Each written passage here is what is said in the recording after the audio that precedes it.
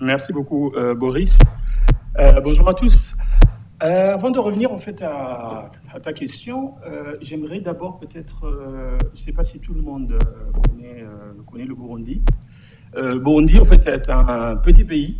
Je crois que grâce à ce livre-là, Petit pays, le roman de Gaël Faye, qui a été primé, je crois, par le prix Gallimard, je crois, a fait connaître un peu le Burundi. Le Burundi, en fait, c'est un faux jumeau du Rwanda.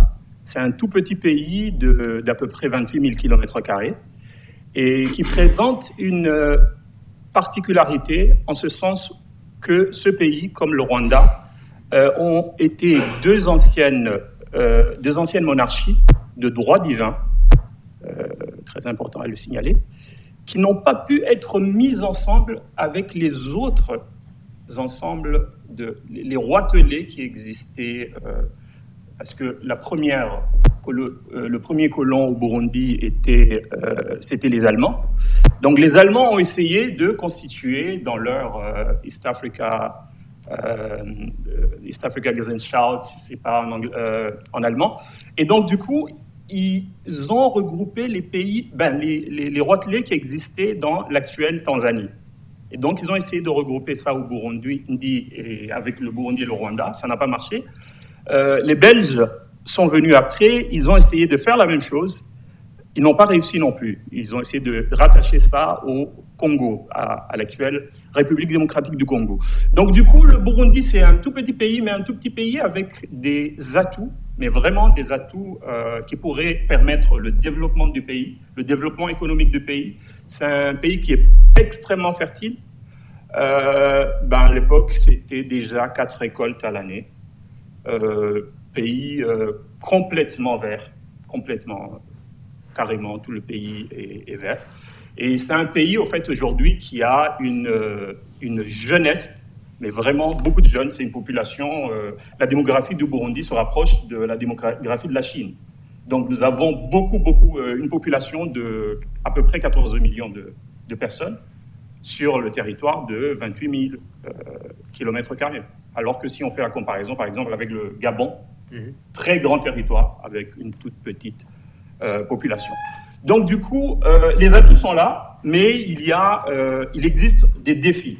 Les défis, en particulier, sont les défis de quelle manière le Burundi pourrait, au fait, attirer les investissements et permettre à ce que son économie puisse se développer, parce que, comme vous le savez, l'actuelle situation économique du Burundi n'est pas la meilleure. Mais il y a plusieurs efforts de réformes qui ont été faits et qui peuvent permettre le développement. Et donc, du coup, pour répondre à la question de Boris, c'est que le Burundi a la possibilité, puisque c'est un petit pays qui se retrouve juste à côté, voisin du grand pays, la République démocratique du Congo, mais qui est aussi frontalier de la Tanzanie, frontalier du Rwanda, qui n'est pas très loin du Kenya et de l'Ouganda. Donc, du coup, il y a cette possibilité, déjà parce qu'il y a l'adhésion de la RDC qui s'est déjà fait. Et donc, du coup, le Burundi peut utiliser cette situation géographique pour permettre, puisque le Burundi n'a pas les mêmes caractéristiques de la République démocratique du Congo, qui est un très, très grand pays, alors que le Burundi est un tout petit pays qui peut, à mon avis, prévoir une stratégie de développement économique qui est tout à fait différente. Ça lui permettrait d'être globalement une petite Suisse qui saurait, au fait, tirer son épingle du jeu en mettant en place les bonnes stratégies et en mettant en place les bonnes réformes. Donc, du coup, je pense qu'il y a cette possibilité de développement économique, mais voilà, il y a l'une de la stratégie qu'on peut mettre en place, c'est cette stratégie d'adhérer au fait au droit WADA. Pourquoi ? Parce que tout simplement, le droit burundais actuel des affaires est très proche du droit WADA, que ce soit le droit commercial, que ce soit le droit des sociétés et d'autres droits. Et donc, du coup, c'est que le Burundi peut, si si cette adhésion à l'OHADA aboutit, en fait, pourrait plus facilement que d'autres pays.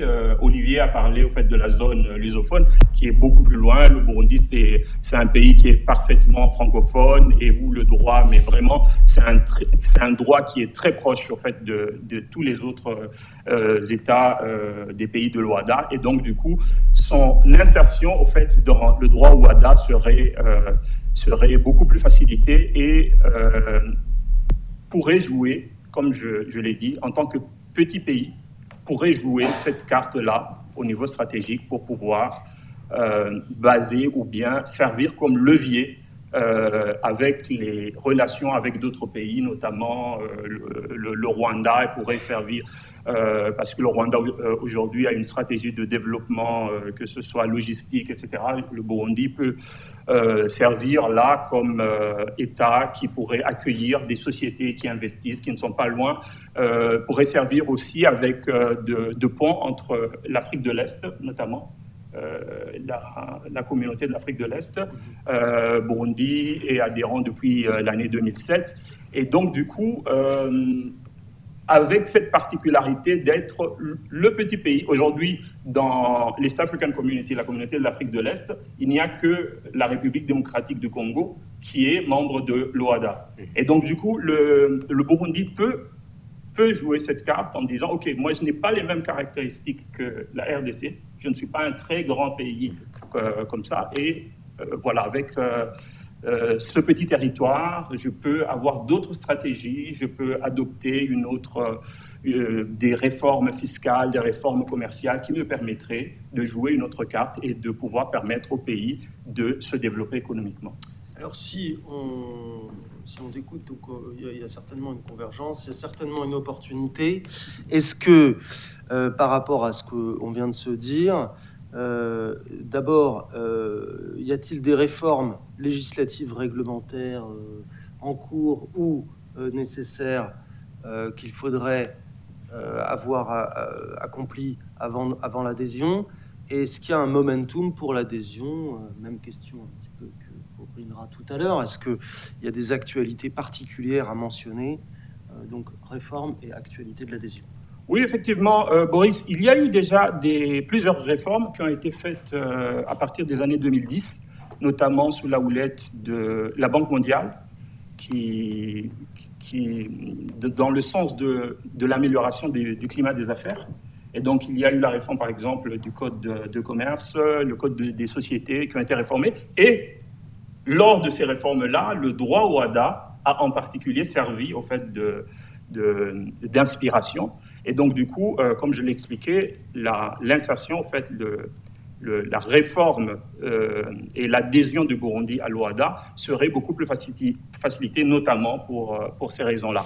Maintenant, il y a une étude de faisabilité qui devrait être en cours et qui permettrait, au fait, d'avoir un avis d'une expertise qui montrerait comment est-ce que le droit burundais, au fait, l'État du Burundi pourrait adhérer, au fait, à l'OHADA. Mais pour le dire beaucoup plus rapidement, je dirais que les réformes qui seraient mises en œuvre pour